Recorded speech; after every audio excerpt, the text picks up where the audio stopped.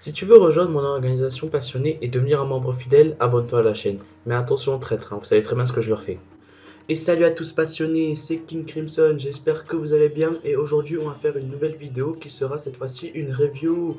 Une review de l'épisode 37, le motherfucking épisode 37. Est-ce qu'il était magnifique celui-là? Du coup je décide de faire une review dessus. Alors cette vidéo ce sera pas un texte monté ou quelque chose comme ça, ce sera du freestyle. Pourquoi? Bah parce que c'est la passion. Pour moi quand je fais des reviews il faut que ça soit...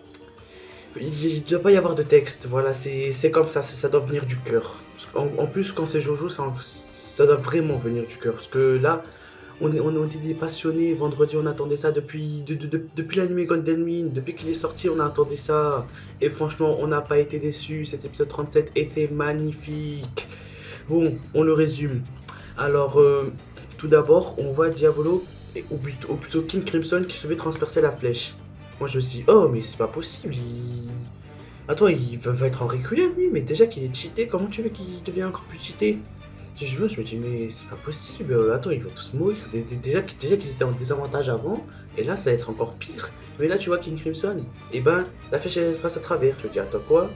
Comment ça va passer? Comment ça va passer à travers? Tu vois, moi, j'avais pas compris, là, tu vois, Bucciarati, oh là là, Bucciarati, oh là là là là, tu vois, il était badass, il avait la classe, regarde, non mais regardez-le, quoi.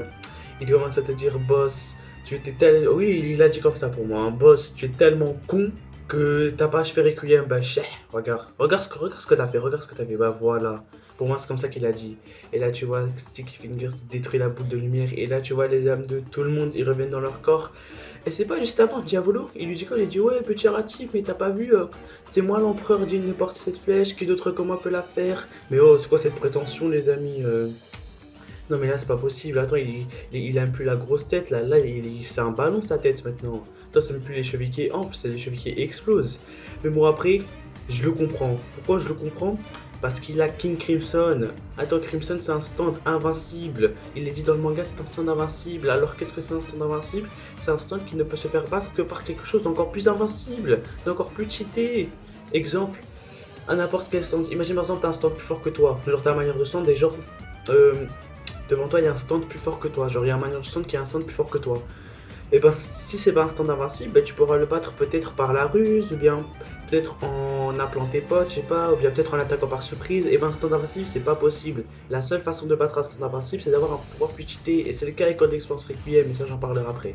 Bon, donc le gars, je vais dire, c'est un peu normal qu'il ait la grosse tête. Attends, il a développé King Crimson. Imagine, t'es dans une pièce avec deux potes.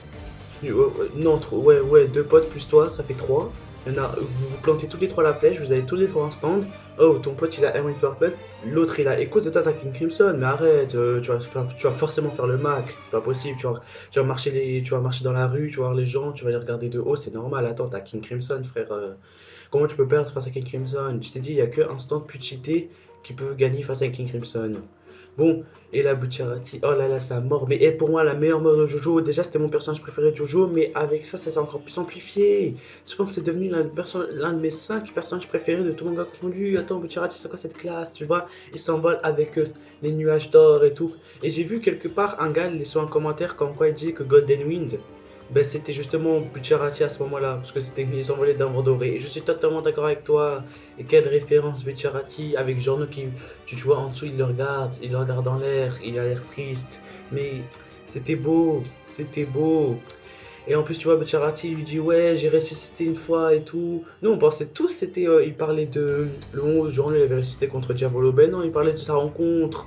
Parce qu'avant Bucciarati, il mourait à petit feu. Il était dans le bail de la drogue, dans un gang qui se sentait pas bien. Il avait envie de mourir, skin. Et là, tu vois, Giorno, il le rencontre.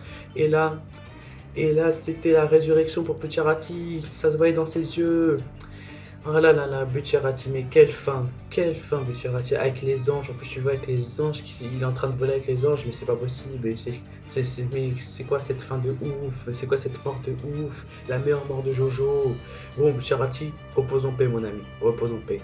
Et maintenant on passe, cette fois-ci, à Gold Experience Requiem. En plus tu vois, avant Giorno il se plantait la flèche, tu t'es dit attends, Enfin, tu vois, il plante la flèche, il se fait tirer là, boum. Tu vois, il crache du sang et tout. Tu te disais, attends, c'est quoi ça d'où ils peuvent avoir le requiem? Attends, moi, j'ai pas payé pour ça, moi. Là, tu vois, Diavolo, il fonce sur lui, il dit yes, je suis trop content et tout. Il a pas eu, heureusement, j'ai pas fui. Ouais, parce que tout à l'heure, il devait fuir, tu vois, mais à cause de triche, il a pas fui, ce lâche. Là. Il te dit, je suis l'empereur, et après, il veut partir. Non, mais laisse. Bon, là, tu vois, God Espérance Requiem, Diavolo, il lui. Non, God Espérance, Diavolo, il lui met un coup dans la tête, et là, tu vois son œil, et là, tu vois, il commence à se fissurer, Diavolo, bam, rafale de coups de poing, mais ça lui fait rien, parce que God Espérance Requiem a évolué, il a mué, il est sorti de sa carapace, et là, tu le vois en l'air, oh là là là là, c'était beau, mais c'était beau! Mais la pose Jojo qu'il a fait, ça rivalise avec celle des hommes du pilier pour moi, oui, oui, je le dis. Voilà, et en plus il volait et tout. Non, mais franchement, Connaissance Requiem, c'est vraiment la base. En plus, il a un regard qui te perce, il te perce jusqu'au fond de ton âme. Mais ça se voit quand il te regarde et il te dit alors comment je vais te tuer et tout. Et ça se voit, il pense à des trucs genre il va t'égorger, ensuite il va violer ton cadavre, ensuite il va te toucher avec ton sang. Mais regarde ce regard, enfin, c'est plus un regard perçant, c'est un regard transperçant. Bon, euh, ouais, on continue avec God Espérance Requiem, hein, Didier, cette force incroyable, le gars. Hein, et en plus, c'était même pas une pierre qu'il a jetée, c'était un bout de lui-même, un bout de sa carapace en belle expérience. Et là, tu vois le gros trou dans la main de Diavolo, plus le pilier qui tombe derrière. Bon, il faut pas l'oublier celui-là, les gens ils parlent que du trou de la main de Diavolo. Et le pilier qui tombe derrière, je savais que c'était un pilier de terre. Et juste avec un petit, c'était même pas un caillou, c'était un débris de God Espérance, c'est-à-dire que c'était encore plus fragile. Et il a réussi à faire tomber un pilier, plus à faire transpercer la main de King Crimson. Mais les gars, chapeau, franchement, chapeau. Attends, tu vois, ce genre de stand, c'est obligé, tu le respectes. Après, tu vois Diablo commence à être en sueur et tout, mais après, il se dit non, j'ai King Crimson, ça stand invincible et tout, il peut rien faire là, bam, il efface le temps, il commence à vouloir s'approcher de Giorno. Il voit même une vision comme quoi Diavolo, il bat Giorno. Et je vais vous dire un truc, quand Diavolo voit des visions, c'est fiable à 100%. Du coup, c'est pour ça qu'il comprenait pas pourquoi elle se réalisait pas, parce qu'elle est fiable à 100%. Bon, et là, tu vois, au moment où il va attaquer Giorno, bam, tout commence à s'annuler, mais c'est le meilleur, c'est le pouvoir le plus cheaté de Jojo, tu veux faire quoi? Il est même dans le top 5 des pouvoirs le plus cheaté de tout manga confondu. Je dis pas que Giorno est cheaté, je dis bien que son pouvoir est cheaté.